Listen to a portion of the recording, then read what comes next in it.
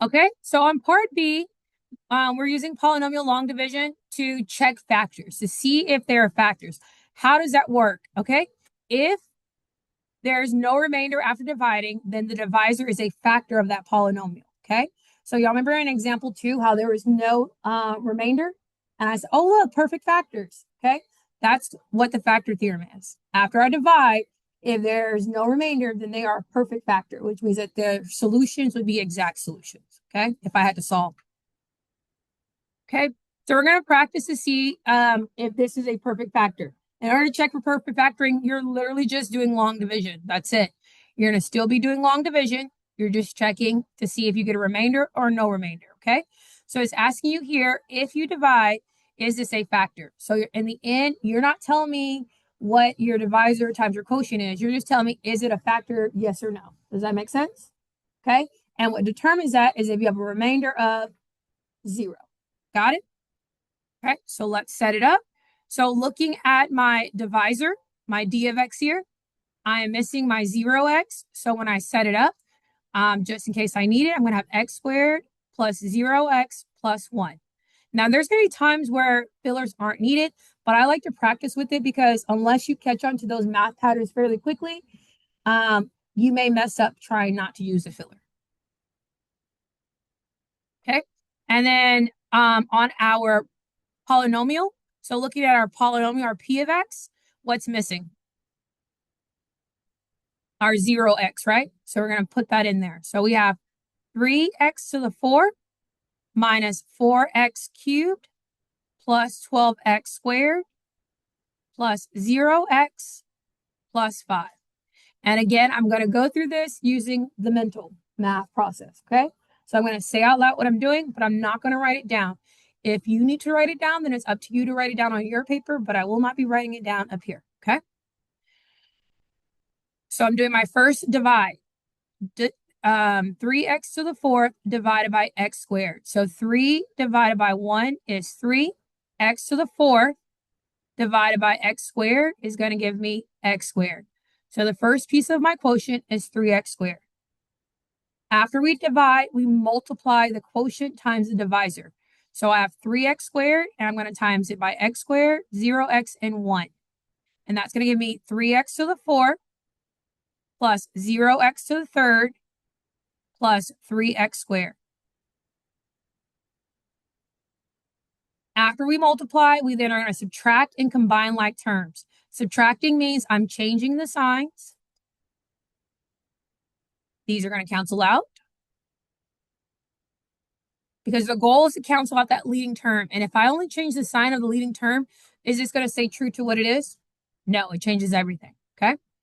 We have negative 4x cubed plus 0x cubed, which gives us negative 4x cubed. We have 12x squared plus negative 3x squared, which gives us positive 9x squared. After that, we're going to bring down our 0x and repeat. So we divide, multiply, subtract, bring down. Divide, multiply, subtract, bring down. We're going to repeat it again. So we have negative 4x cubed divided by x squared. Negative 4 divided by 1 is negative 4. X cubed divided by x squared is x. So the next piece of our divisor is negative 4x. We're going to multiply this piece times, of our quotient is negative 4x. We're going to multiply this piece of our quotient times our divisor. So negative 4x times x squared gives me negative 4x cubed. Negative 4x times 0x gives me negative 0x squared. And negative 4x times 1 gives me negative 4x. After we multiply, we're going to subtract, which means we're changing signs and combining. So I change the signs. All my negatives become positives. And I'm going to combine. So positive 9x squared plus 0x squared gives me 9x squared. 0x plus 4x gives me positive 4x. After we subtract, we bring down. So my last thing to bring down is the plus 5. And this one has a third layer. So we have 9x squared. negative 4x times 1. And then I changed its sign, so it became a positive 4x. So 9x squared divided by 1x squared is going to give us positive 9.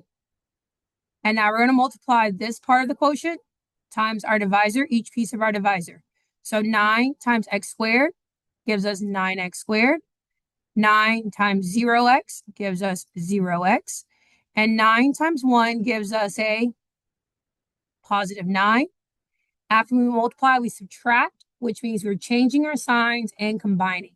Subtract, subtract, subtract, and now combine. That cancels out.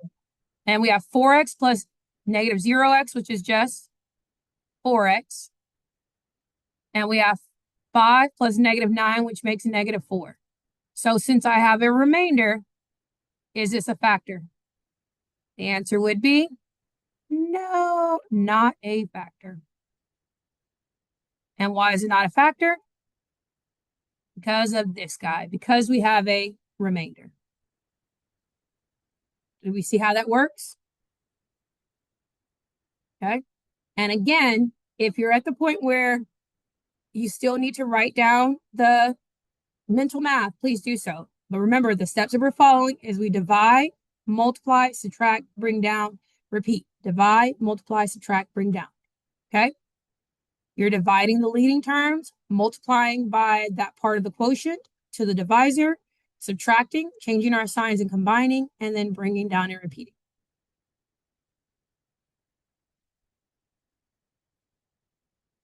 Okay?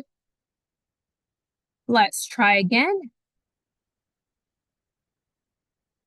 This is a process that you do have to practice to get used and comfortable with.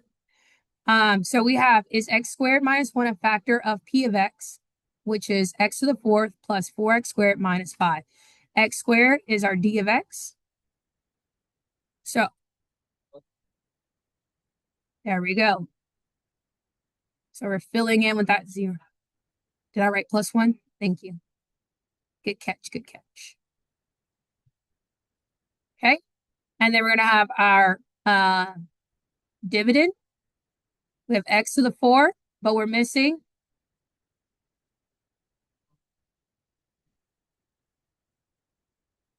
perfect. And now we begin our does McDonald's sell burgers? Okay, we're going to divide, multiply, subtract, bring down. Divide, multiply, subtract.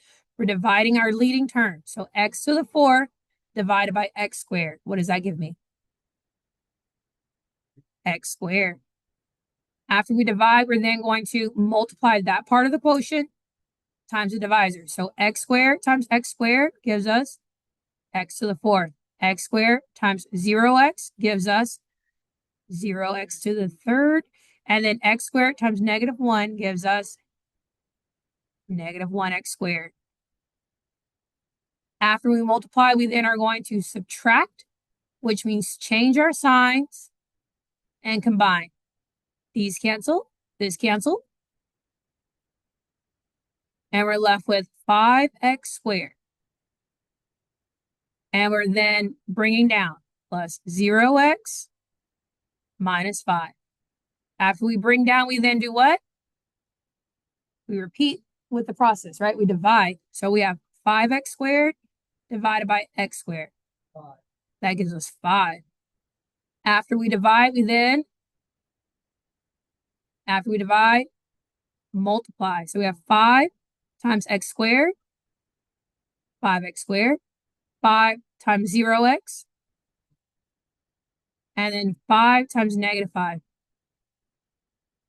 Negative 5. After we multiply, we then do what? Subtract, change signs, and combine. And what happens here? Everything went away. So is x squared minus 1 a factor? Yes, x squared minus 1 is a factor.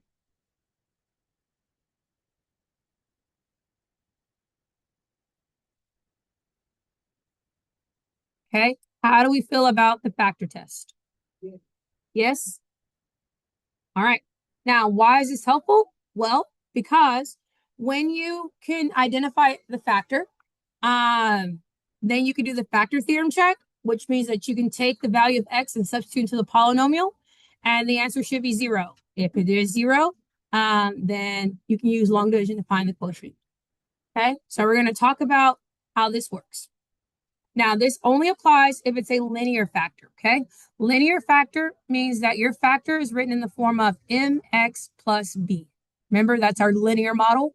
So it can't be a square, it can't be a cubed as your divisor. Your divisor has to be written in the form of mx plus b. Does that make sense? That's what it means by linear factor, okay? So let's look at this one. It's asking, is x minus 2 a factor of x to the 4th minus 16? Okay, so the first thing you're going to do is take your linear factor. You're going to check that it's linear. Is this linear? Yes. So step 1 is we're going to take that linear factor and set it equal to 0. So we have x minus 2 equal 0. In order for this to be true, x would have to be what? X has to equal 2. Okay, so hold on to that guy. So we're going to use x equals 2. Step 2 is you're going to take that value and you're going to plug it into the polynomial. So step 2, you're going to find p of that value. So we're going to look for p of 2. If p of 2 is equals 0, then that means that this is a factor and that our long division will work. If p of 2 does not equal 0, then our long division won't produce a factor. Does that make sense? So we're going to plug in p of 2. Plugging in p of 2 means that everywhere there's an x, we're going to plug in a 2 in its place. So p of 2 is going to be 2 to the 4 minus 16. 2 to the 4th means I have 2 times 2 times 2 times 2. What does that equal? It equals 16. What's 16 minus 16? 0. So that means that p of 2 is a factor. So it works. Since p of 2 is a factor, p of 2 equals 0. That means that we have an x-intercept. We have an x-intercept at 2, 0. And that when we do long division, it's going to produce an answer.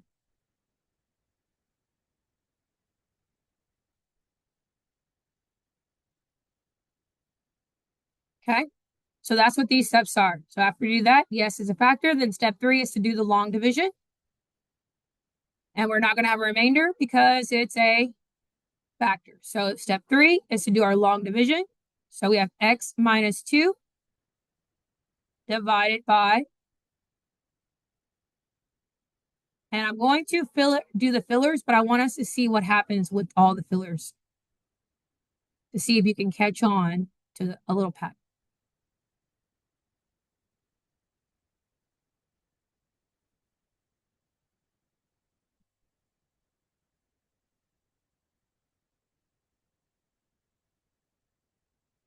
Okay, because we were missing 3, 2, 1, right? So does McDonald's sell burgers? X to the 4th divided by x is x to the 3rd. So that gives me x to the 4 minus 2x to the 3rd. So notice if I didn't fill in that zeros, would I have been able to do this? No. Okay. So as you can see is that if I have the terms are the same at the end, I'm going to have to use those middle terms in order to get there because it's not going to automatically jump all the way to 16, right? I'm not going to be a constant instantly.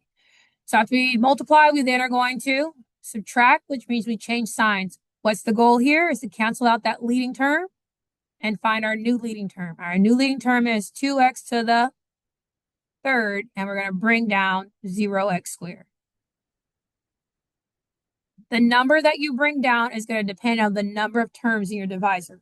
Because I only have 2 terms in my divisor, I only need to bring down 1 term. Do we see that? So now we have 2. All right. So now we're dividing 2x cubed divided by x. What is 2x cubed divided by x? 2x what? Squared. So now we have 2x squared. After we divide, we then are going to multiply. So we have 2x squared times x, which is 2x to the third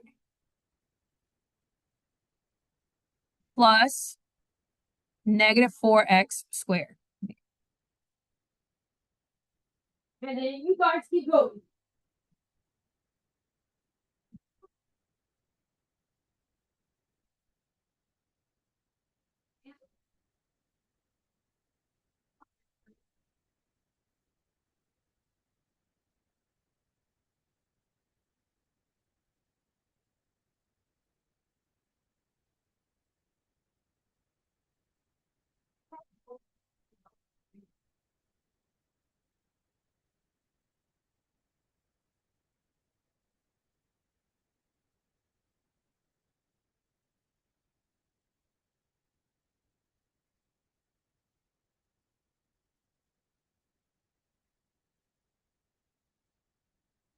What are we doing?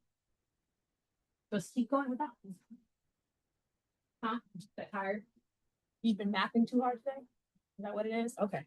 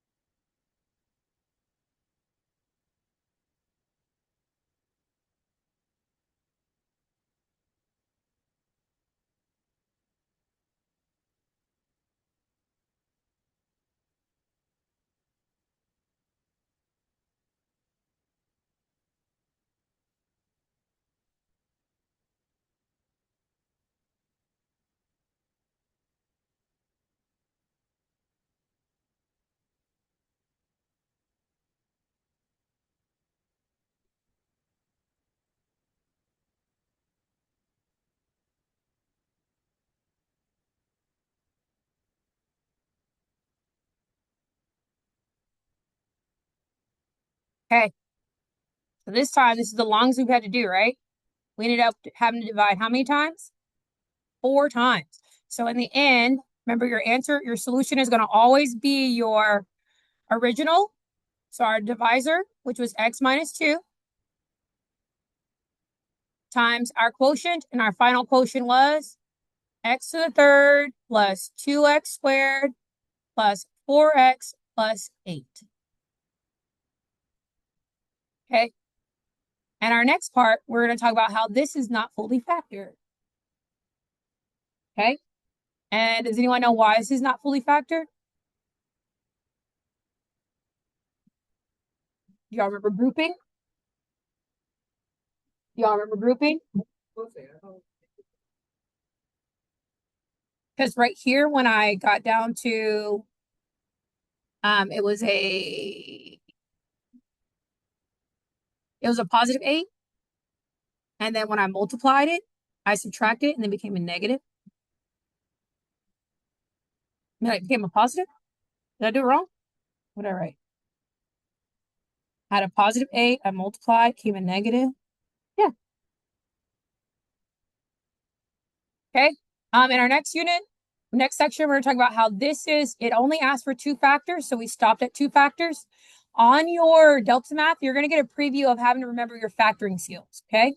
It's going to force you to remember that when things look like this, that this is not completely factored. If you go back to our factoring unit, we talked about how we can use grouping when we have 4 trinomials. So if you look right here, where's my pen? Don't see the pen. There she is. I can group these together or use reverse box to completely factor that. So just remember that this is only 2 factors because that's all it asks for. But we have factoring skills that tell us that this is not completely factored. Does that make sense? Okay. All right. So that concludes our 3C.6. Hopefully you feel like super math geniuses and like you're in total awe of all your work.